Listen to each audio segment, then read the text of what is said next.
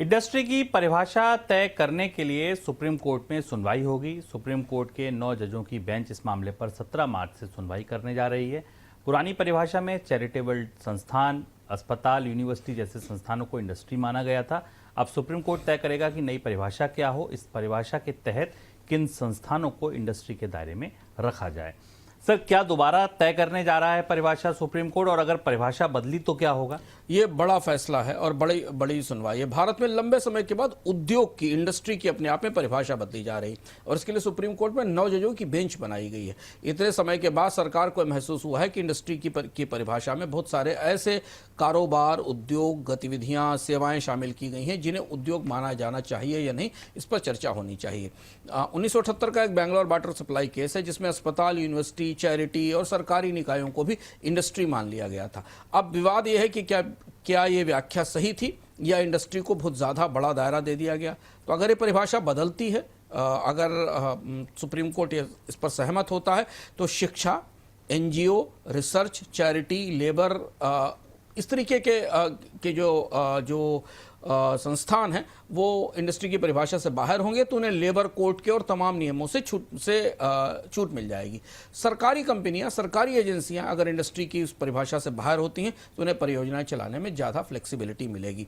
लेकिन अगर पुरानी व्याख्या बनी रही, जो अभी चल रही है, तो इसमें फिर इन सभी सेक्टरों में मजदूरों की सुरक्षा और यूनियन की ताकत बनी रहेगी। महत्वपूर्ण बात यह है कि जब किसी गतिविधि को, किसी इकोनॉमिक एक्टिविटी को इंडस्ट्री मान लिया जाता है तो वहाँ लेबर कोड या लेबर कानूनों को लागू करना अनिवार्य मान लिया जाता है। सबसे बड़ी वजह या विवाद इसी विषय पर है कि क्या जो सरकार की कंपनियां या सरकारी विभाग सेवाएं देते हैं, उन सेवाओं में भी उसी तरीके के नियम लागू होने चाहिए जो प्राइवेट या सरकारी उद्योगों में लागू होते हैं। बड़ा दिलचस्प मामला है ये। इसका मतलब ही मोटे तौर पर समझिए कि मान लीजिए अगर वाटर वर्क्स इंडस्ट्री से बाहर हो गए तो वाटर वर्क्स के कर्मचारियों की यूनियन बनाने की या उन्हें उस तरीके के श्रम कानूनों का संरक्षण शायद नहीं मिलेगा। मोटे तौर पर ऐसा माना जा रहा है। जनवरी के दौरान देश में बेरोजगारी बढ़ी है। सरकार की तरफ से जारी आंकड़ों के मुताबिक जनवरी के दौरान बेरोजगारी की दर 5% रही है। दिसंबर में ये दर 4.8% थी। शहरों के मुकाबले गांव में बेरोजगारी दर ज्यादा रही है और पुरुषों के मुकाबले महिलाओं में बेरोजगारी ज्यादा रही है। आंकड़ों के मुताबिक 15 से 29 वर्ष के युवाओं में बेरोजगारी की दर बढ़कर 14.7% पहुंच गई है। सर, क्या वजह है जनवरी में बेरोजगारी के बढ़ने की? सबसे बड़ा जो आंकड़ा चौंकाने वाला है 15 से 24 साल वाले आयु वर्ग का है, जहां पर हमें बेरोजगारी की दर 14% से ऊपर दिखाई दे रही है। और ये दो चीजें महत्वपूर्ण तौर पर बता रहा है कि पहली चीज तो ये कि साल की आखिरी तिमाही में और तीसरी और आखिरी तिमाही में सर्विसेज सेक्टर से भी और असंगठित क्षेत्र से भी नौकरियों के, रोजगारों के बड़े अवसर नहीं आए।